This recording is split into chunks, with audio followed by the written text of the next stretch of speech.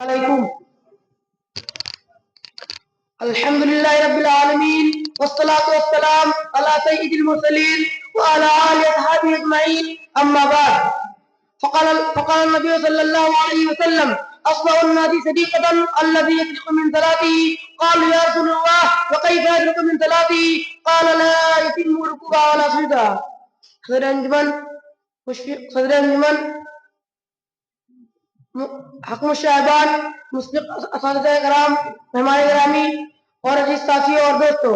آج کے اس سالانہ انجمن کے حسین موقع پر میں جس موضوع کو لے کر آپ کے سامنے حاضر ہوا ہوں وہ ہے نماز کا شور۔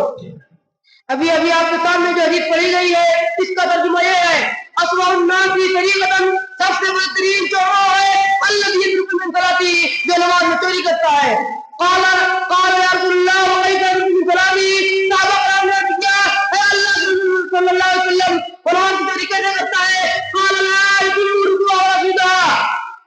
جو رکوع اور سجدے کو مکمل طریقے سے ادا نہیں کرے یہ نماز کی چوری ہے۔ حضرات گرامی، دوران نماز عدم اطمینان، رکوع اور سجدے میں تیر سیدھی نہ کرنا، اٹھنے کے بعد تیر سیدھی نہ کرنا،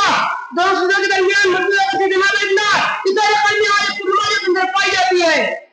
اکثر مسجدوں میں آپ کو عدم اطمینان اور عدم خوشی والے نمازی سے کئی عمر ملیں گے، حالانکہ نماز میں مکمل توجہ، سکون و قاریہ نماز کے آداب ہے جن کے بغیر کسی کی نماز درست نہیں ہوتی، اور اس معاملے میں سستی برتنا یہی نماز کو برباد کرنا۔ اللہ کے نبی صلی اللہ علیہ وسلم کا فرمان ہے لا تضيع الصلاة الرجل حتى يقيم بين يديه في الركوع والسجود، جب تک یہ آدمی رکوع اور سجدے میں پیٹ سیدھی نہ کرے اس کی نماز نہیں ہوگی۔ آئیے حدیث کے حوالے سے ایک واقعہ سنیں اور اپنے حدیث میں جائزہ لیجیے۔ حضرت ابو عبداللہ شریف اللہ عنہ بیان کرتے ہیں کہ ایک مرتبہ رسول صلی اللہ علیہ وسلم نے صحابہ کرام کو نماز پڑھائی، پھر جو صحابہ کرام کو نماز پڑھائی چند صحابہ کے درمیان بیٹھ گئے، اتنے میں ایک آدمی مسجد میں داخل ہوا اور نماز پڑھنی شروع کر دی۔ اب میں آخر میں جو ہوتا ہوں کہ اللہ تعالیٰ ہم تمام لوگوں کو نماز پڑھنے کا توفیق عطا فرمائے۔